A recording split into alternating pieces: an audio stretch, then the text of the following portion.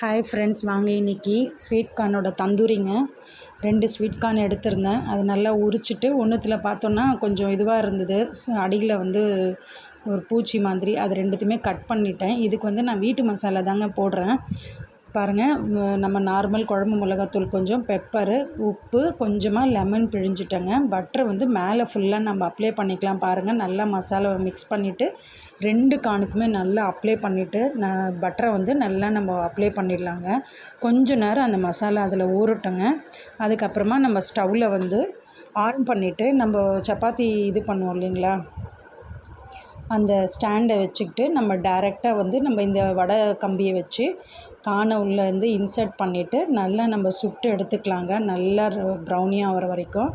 மேலே வந்து lemon okay அப்படின்னா நீங்கள் லெமன் பிழிஞ்சிக்கோங்க.